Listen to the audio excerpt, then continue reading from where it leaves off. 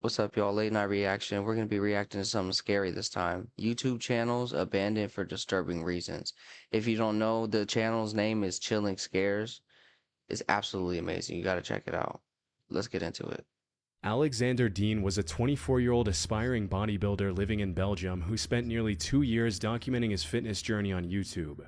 His channel was small, with most videos only reaching a few hundred views, but the goal behind it was clear. Alex wanted to build a career around bodybuilding.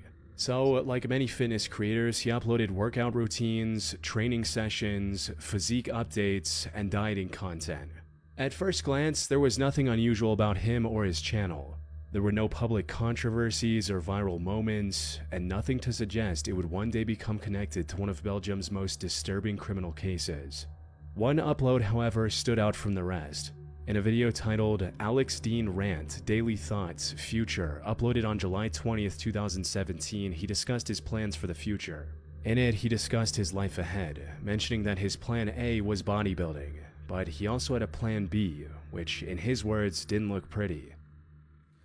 So yeah, right now I'm just not sure what to do with everything, you know? Like, normally I would not have a plan B. This is my plan A. You know, the store and everything and bodybuilding. But you always gotta have plan B. But my plan B does not look pretty. So And what does it look like? A few users noticed him to be unusually down and expressed support in the comments. But after that exchange, the channel carried on as usual. Alex uploaded 2 new videos the very next day. However, this was followed by silence. At the time, there was little to no reason for anyone to think something was wrong. Alex wasn't a full-time creator, and the channel had less than 200 subscribers, so taking a break was in no way unusual. Moreover, even some of the biggest creators sometimes disappear for weeks without ever explaining. We don't take breaks, y'all. Everyday uploads until we get to 15K, and then we're going to do it again until we get to 30. What almost no one knew was that in the early hours of July 22nd, Alex had uploaded another video to YouTube separate from his usual training content. He was visibly distressed, talking about a girl he had recently broken up with, an 18-year-old named Mylise Decamp. The video has since been taken down, but at the time, sitting on a channel with a very small audience, it went virtually unnoticed. Alex and Mylise had been together for around a year and a half, but by the summer of 2017, their relationship had come to an end, and Alex struggled to accept the breakup. After several unsuccessful attempts to convince Mylise to come back, he began to spiral. He started following Mylise everywhere. He showed up at her workplace, lurked around her family's property, and confronted her at her neighbor's house. Mylise's parents reported all of this. I will never understand why people do things like this. There are a billion women in the sea, and you got to be obsessed with one. Get a fucking life. To police multiple times, including calls to emergency services. 2 investigations were opened into his behavior, but Alex was never once taken into custody. When Alex's attempts failed to move Mylise, his desperation turned into a dangerous obsession. On July 24th, 2017, Alex traveled to the home of a 39-year-old amateur photographer named Jeroen Verstra. Jeroen had taken suggestive photos of Mylise in the past, and Alexander had been unable to let it go. He later claimed he believed the photographer had physically harmed her, though the court would ultimately question whether that was true or whether the whole thing came down to jealousy. Alex broke into Jeroen's home and waited for him to return. When Jeroen arrived that evening, Alex ambushed him, held him captive for hours, and ultimately killed him. Jeroen's body was discovered the following morning by a colleague. By then, Alex had already... He has said that his plan B doesn't look pretty. I guarantee you he probably was going to kill somebody regardless. This was just an excuse. fled the scene, leaving behind no evidence that could connect him to the murder. The next day, on July 25th, Mylise came home to her family's house and noticed a shadow moving inside. She'd been through this enough times to know what it meant. She hid in the bushes outside and called her mother, who was away on a trip, and told her she was certain Alex had broken into the house again. Unable to get there herself, her mother asked Mylise's grandparents, who lived nearby, to go to the house. When the 3 of them went inside, they found Alex already waiting. At gunpoint, he forced them to sit at the table before making a chilling declaration. "I did it yesterday, I'm doing it again today." Only later would investigators realize he was confessing to Jeroen's murder in real time. What followed was a tense, drawn-out conversation at the table. Mylise's grandfather told him to leave his granddaughter alone and that no one needed to get hurt. Throughout this time, Mylisa's mother had been calling the house repeatedly. At one point, she reached the landline and Alex picked up. She told him the police were on their way. She also called a neighbor to check on the house, but Alex slammed the door in his face and the neighbor ran to call the police. Shortly after that call, Alex attacked. Unfortunately, by the time police arrived, Alex had already fled the scene, leaving behind Mylisa and her grandparents lifeless on the floor. A man who, just days earlier, had been known only to a handful of people as a small-time fitness YouTuber was now the most wanted suspect in one of Belgium's most disturbing criminal cases. And There you go, bro. You got your fucking fame. There's your plan B, bitch. What the fuck? Why? nationwide manhunt was launched, and the next day he was arrested at a supermarket. As the investigators pieced together the previous 2 days, it became increasingly clear that Alex had been planning this depraved crime for several days. In a text, What the fuck? What did I tell you? He's probably been planning something like this for fucking years. Weirdo. He's fucking weird. next conversation with a friend sent before the murders, he had written that he was about to do the dumbest thing he'd ever done, and described ending Mylisa's life as a way of protecting her, saying he'd rather protect her forever by hurting her once. Looking back, He's fucking weird. sudden disappearance from his YouTube channel wasn't a break. Fuck. It was the point where his obsession and insanity, which he hinted at in Plan B, moved off camera and into real life. In May 2022, nearly 5 years after the murders, a Belgian jury found Alexander Dean guilty of murdering Jeroen Verstra, Mylisa de Camp, and her grandparents. He was sentenced to life in prison. Yet, his YouTube channel was never taken down, and to this date, his videos are available online as an unsettling record of a young man's descent from ambition into obsession, with one upload where he publicly confessed his intentions days before committing the horrific crimes. On February 20th, 2019, a teenager from Uckfield in England named Mark Williams made a YouTube channel to document his love for parkour and urban exploration. Although the channel started as Rooftop Legends, then changed to RoofTube, Mark eventually settled on the name Displace. In his initial videos, Mark was accompanied by his younger brother as they visited different sites in the area.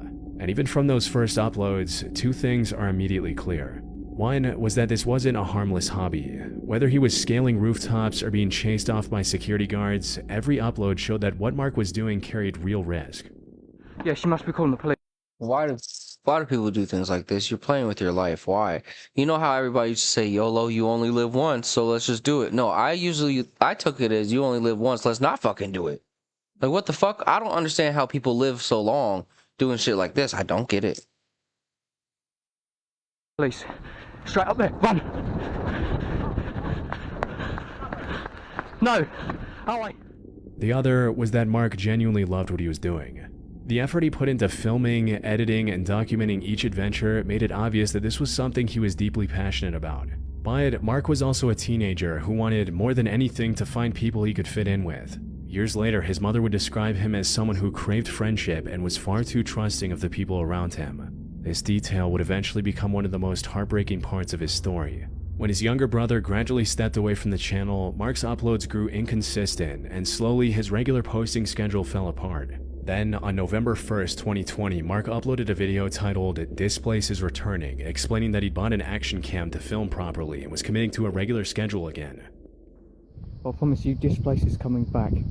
I'm getting a new action cam. And I'm going to hit some serious videos. Not like the ones I used to do before, I mean proper ones. I'm just getting myself back in shape again. Especially during the night as well, no one can see me up here. He also mentioned that the reason he'd been away was that he'd applied to become a police community support officer and had been rejected. Sorry about the long time. I applied to be a PCSO for some reason and I got rejected, so now, you know, I'm coming back full on. Properly coming back. Right. And he probably True to hasn't his had no word, Mark started training. posting consistently, at times, sometimes posting 4 or 5 videos a week. As the channel gained some momentum and built a small audience, some viewers started watching him regularly and even wrote in to suggest where he should explore next. Among those admirers was 19-year-old Lewis Ashdown. Lewis shared Mark's love of parkour and filming and commented under one of Mark's videos that he was from the same area and would love to meet up and film together sometime. That day came on the 9th of December 2020, when Mark posted a video exploring Uckfield's water treatment plant, joined for the first time by Lewis. Hi guys, I'm back here with Lewis, and we're going to do the water. Y'all, do not ever do this type of shit, okay? Do not meet up with people that you do not know. Facility in Uckfield on the industrial estate. The two got along immediately, and from that point on, Lewis became a regular in Mark's videos. By it, not long after, Mark took another break from the channel. He explained why in a live stream, saying he was feeling discouraged. I am not sure where my channel is going to go. I don't know if I'm going to keep doing these videos. I don't know if I'm going to be doing different videos or whether I'm going to stop completely. At this point in time, I don't know.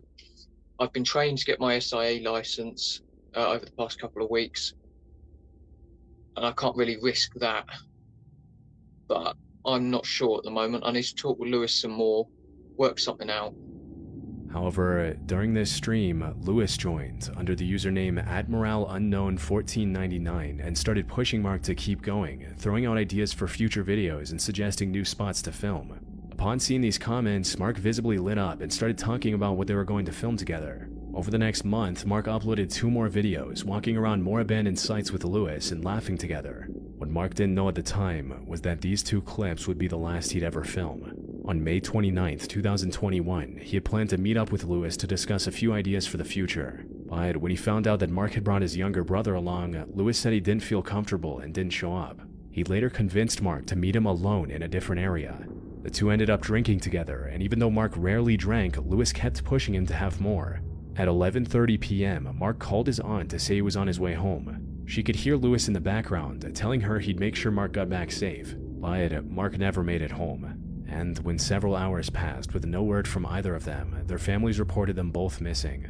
For a small town like Uckfield, 2 people vanishing at the same time was almost unheard of. The first assumption was that they'd gone exploring somewhere dangerous and gotten hurt. Being what they were into, it wasn't hard to imagine them climbing something they shouldn't have. That is not what I expected at all. I thought that bro was gonna fucking kill him. Or maybe they just had too much to drink in the woods and couldn't find their way back. But when investigators went to Lewis's house, they found bloodied clothing stuffed inside a wardrobe. Forensics confirmed the blood was Mark's. This instantly turned the missing person case into a potential murder investigation. Lewis was eventually found at a friend's house. That same friend Well, I guess I was fucking right. Call me a detective. told the officers that Lewis had already confessed to him about taking Mark's life. In the days after the attack, Lewis turned up drunk and admitted he had done something terrible. He then pulled out his phone and played a series of clips he'd filmed while committing the gruesome act. Officers recovered a total of 7 clips from Lewis's phone. They were filmed over roughly an hour and were so disturbing that the court later ruled the footage too harrowing to be shown. But that left everyone with a single question.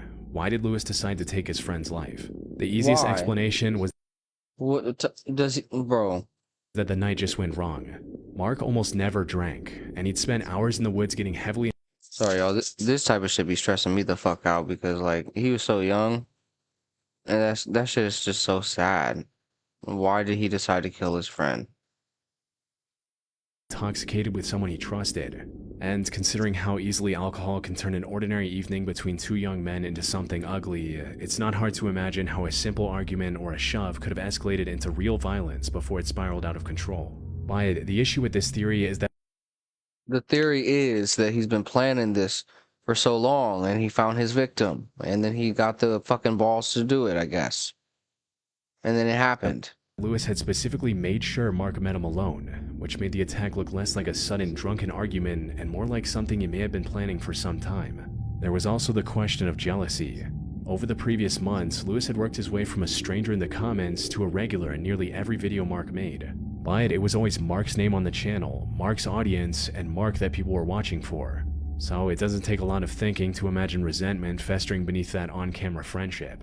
Both these theories were reasonable to some extent, and both, at the very least, gave the killing something that resembled a reason. But both turned out to be wrong, because Lewis later told people that Mark, quote, annoyed him and deserved to be killed. He said he felt good doing it and didn't want to stop. Exactly. He's been planning on doing shit like this for fucking years, and he just found his victim. Exactly what the fuck I said. The judge who sentenced him said we may never fully understand why he did it. Lewis pleaded guilty to murder in 2021 and was sentenced to life in prison with a minimum of 27 years. At sentencing, Mark's mother told the court that all her son ever wanted was a friend, and that he was too trusting of the people around him. That trust is what cost him his life. To this day, his channel is exactly as he left it, and all the videos with Lewis still show the same sense of friendship. Only now, viewers know what Lewis's intentions had been the whole time. It's so sad. Let's get into this In next April one. 2013, 31-year-old Jared Miller created a YouTube channel to keep what was essentially a digital diary. Most of the uploads were of Jared filming his two cats, Leonardo and Oreo, as they played with each other.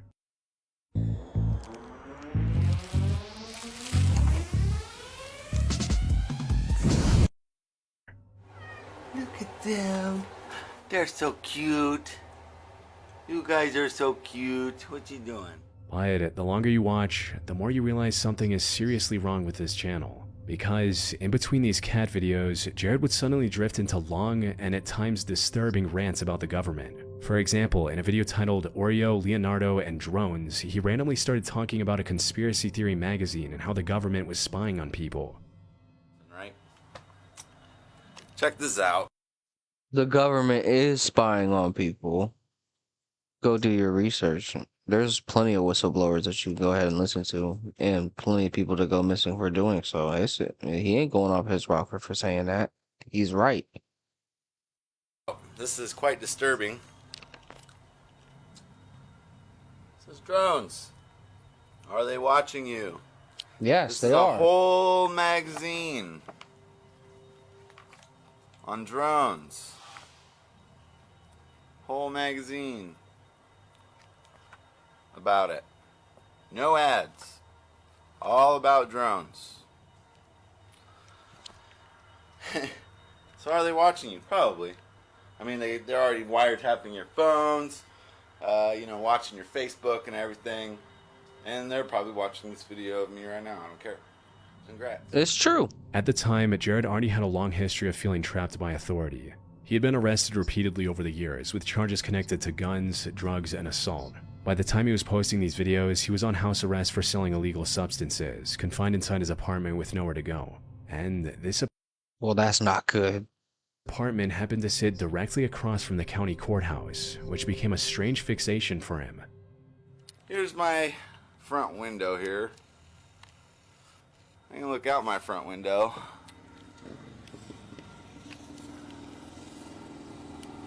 And you look a little closer.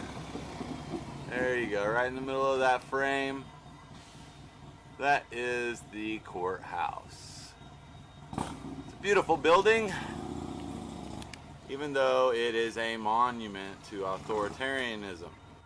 You gotta go get your marriage license. You gotta go get gun permits. Whatever it is, you have to go down to that big stone structure monument to tyranny and submit, crawling and groveling on your hands and knees. Oh, give me permission to do this. Give me permission to do that. To any viewer randomly finding this video back in 2013, it may have sounded like just another obscure anti-government rambling buried somewhere on YouTube. But when you watch these uploads together, they start to feel like a record of Jared's thoughts tightening around him. In July 2013, he posted a series of videos of him speaking directly to his wife, Amanda Miller, while also crying about how much he missed her as he served his time. But even in that emotional state, his obsession found its way back in, as he blamed the misery in his life on what he called the New World Order. Once his sentence was over, Jared and Amanda left their home in Indiana and headed west in early 2014. They first settled in Las Vegas, where they tried to make money by dressing as characters for tourists. Amanda performed as Harley Quinn, while Jared often dressed up as the Joker. That's pretty Jared would fire. also use the same Joker costume to make more videos for his YouTube channel. I'm the Joker, and I'm running for president because year after year I've watched you Americans. In the video, Jared pretended to run for president, promising his viewers total and utter tyranny while treating the destruction of the country like a campaign platform. You will know exactly what you get. Total and utter tyranny. I want to make everybody submit to one world order governance under my rule. Not these pathetic little puppets they got right now. No, seriously, just vote for me, America. He grinned through the whole thing and called it tyranny on a madman scale, selling mass violence as if it were a joke his audience was in on. Though the video was meant to be satire, no one watching at the time realized it also foreshadowed the horrific things these beliefs would eventually push Jared to do. And in April of 2014, he finally found a place where those beliefs seemed to have a purpose. He and Amanda traveled to the Bundy Ranch standoff in Nevada, where armed protesters had gathered against the federal government over a long-running land dispute. For Jared, this looked like the beginning of the revolution he'd been waiting for. But even there, surrounded by armed anti-government protesters, Jared and Amanda stood out for the wrong reasons. Before long, they were asked to leave because their views were considered too radical, even by people who had already taken up arms against federal authority. So they returned to Las Vegas with nowhere left for their anger to go. By then, Jared had spent more than a year recording himself framing the government as an enemy and fantasizing about some sort of revolution. And on the morning of June 8th, 2004, to existence. Jared and Amanda put on tactical gear, filled duffel bags with weaponry, and walked into a Cici's Pizza on North Nellis Boulevard, where two Metro officers, Alan Beck and Igor Soldo, were eating lunch. At around 11:30 a.m., they passed the officer's table, turned back, and before they even had a chance to react, lost their lives.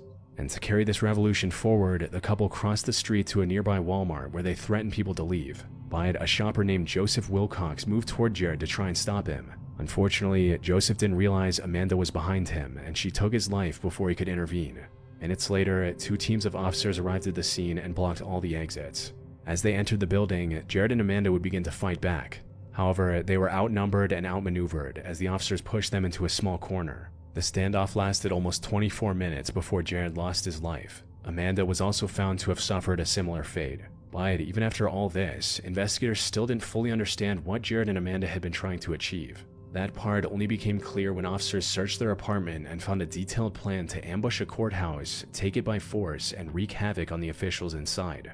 And suddenly, Jared's old video about the courthouse outside his window felt less like a meaningless rant and more like a blueprint he'd been filming in plain sight. The tyranny he promised in Joker makeup as a joke turned out to be more real than anyone watching earlier could have imagined. So, while the attack ended inside a Walmart, the warning signs had been sitting on his YouTube channel for more than a year, slowly building toward a horrific tragedy that took 3 innocent lives. Shit's so sad. Mitchell Dang was a 25-year-old woman from Norcross, a quiet suburb just outside Atlanta, Georgia. She was born into a Vietnamese family and still lived at home with her parents and 2 sisters. After finishing high school, Mitchell worked several different jobs before eventually becoming a lash technician at a local boutique. Outside of work, she also had a small self-titled YouTube channel, which would end up being watched for the most unsettling reasons. Most of her videos were about makeup, online shopping, vacations, and occasionally vlogs from her everyday life. It was just Mitchell documenting small pieces of her life and sharing it with her small audience. So, on Saturday, August 26, 2023, when she posted a vlog about getting ready for a concert at Alley Cat Atlanta, there was nothing about it that seemed out of the ordinary. Shirt, and then I'm wearing a black mini skirt. I'm just going to go and dance my heart away. She was showing off her outfit and looking forward to having a good time, but unfortunately, this wouldn't be the case. After having dinner with her family, she left home and drove into downtown Atlanta, only to never come back home. At first, when she hadn't returned by the next morning, her family wasn't particularly worried. She was 25 years old, it was a Sunday, and crashing at a friend's place after a late night out wasn't unusual for her. But when Monday came and went with no word, her family started fearing the worst. And a couple of days later, that fear was answered by a police visit. Because on Wednesday morning, someone else had found Mitchell first. At around 7 a.m. on Wednesday, August 30th, a parking attendant was cleaning a downtown garage when he noticed a foul smell drifting through the structure. He followed it toward one of the stairwells, and hidden deep beneath the stairs, he found the remains of a young woman. He called the police immediately, but it was difficult to identify her right away. The only thing they had to work with was a small detail on her right wrist, a wristband from Alley Cat Atlanta. This helped officers identify the victim as Mitchell, who had been missing since the night of the concert. But identifying Mitchell only made the scene more confusing.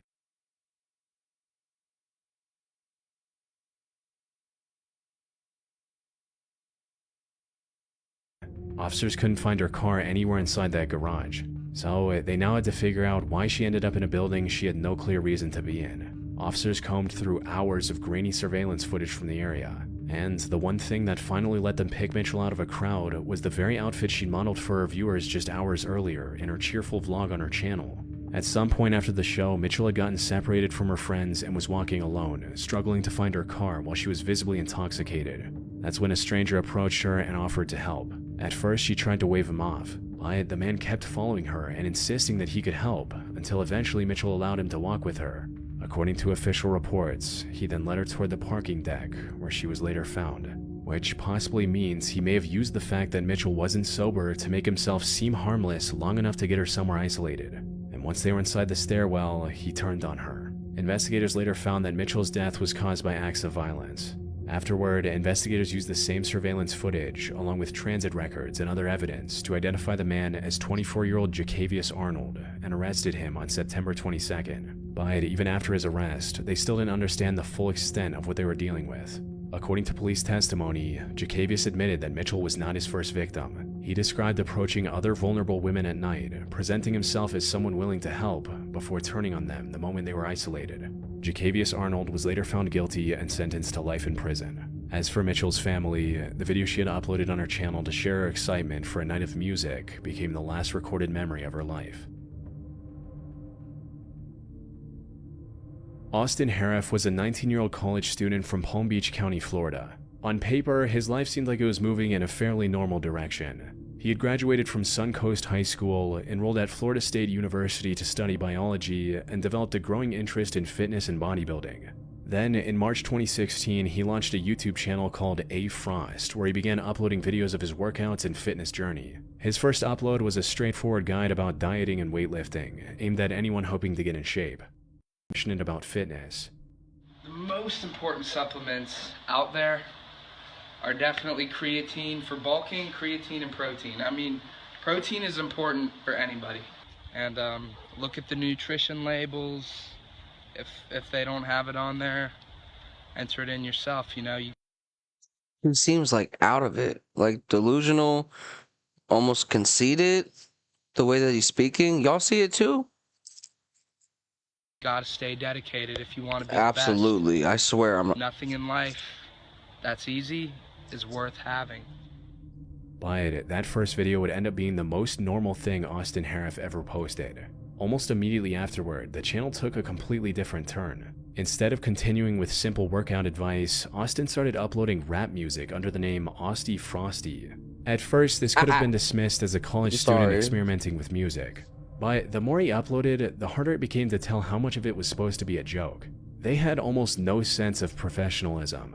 But Austin kept posting them with the seriousness of someone who seemed to believe he was creating something much bigger than it looked. When he eventually returned to making fitness videos, he was acting very different.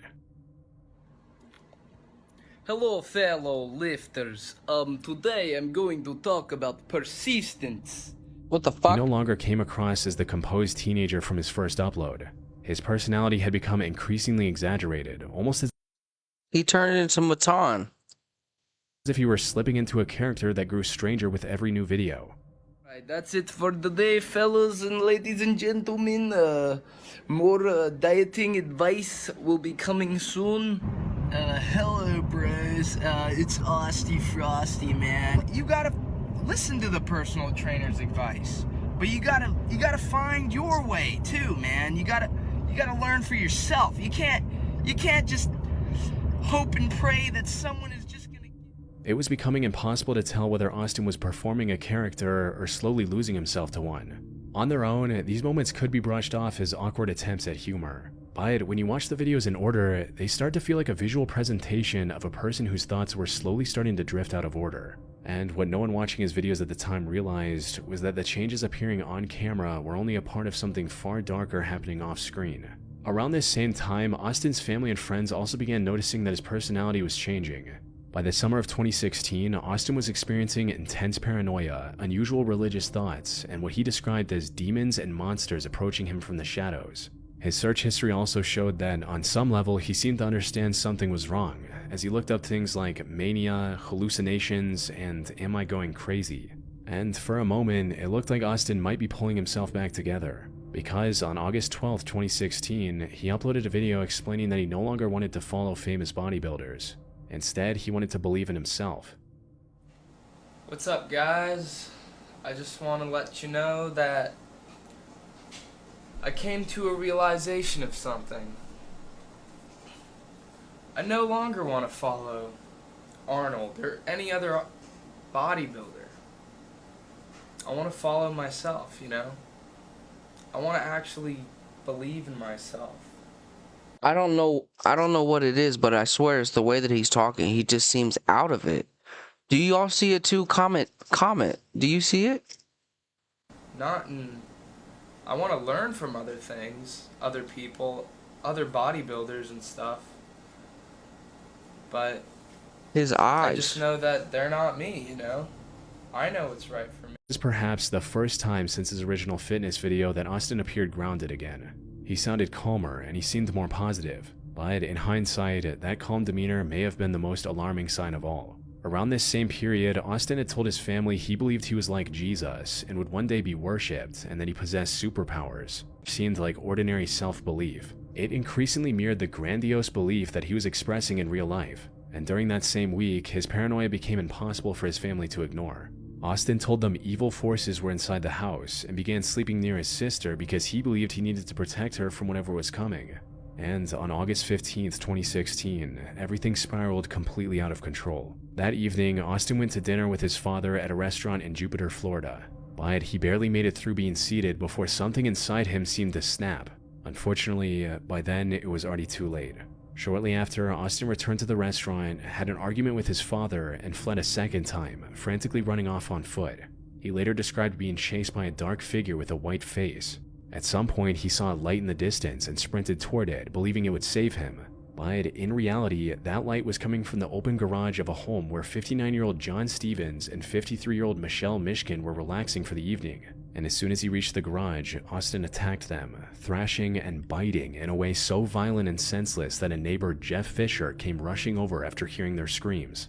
But when he tried to intervene, Austin attacked him as well. When the officers finally arrived at the scene, it took multiple deputies, a police dog, and an electric stun device to finally pull Austin away. John and Michelle lost their lives at the scene, while Jeff survived with serious injuries. At first, investigators assumed his behavior had been caused by some kind of hard drug, but the toxicology results didn't show anything like that. That finding became one of several reasons the case took an unexpected turn. Later, after years of evaluations, mental health experts concluded that Austin had suffered an acute psychotic episode and had no grasp of reality at the time of the attack. Looking back, the character his viewers thought they'd been watching him play in weeks before the incident was, in fact, I'm telling you, it didn't look like he had any sense of reality since the very beginning of this clip. Untreated illness surfacing in real time until it transformed into something completely inhumane. Austin was originally charged with 2 counts of first-degree murder, attempted first-degree murder, and burglary. But in 2022, 6 years after John and Michelle lost their lives, the court found Austin not guilty by reason of insanity and committed him to a secure mental health facility where he'll remain until doctors and a judge determine he no longer poses a danger, which, for a case this infamous, may very well be never. And as for Austin's channel, it still sits online, revealing the slow descent of a hopeful teenager into complete insanity over the course of a few short months. That one was crazy as fuck. If you want to see more shit like that, like and subscribe. I appreciate the support. Road to 10K. I'm gonna catch you on the next one.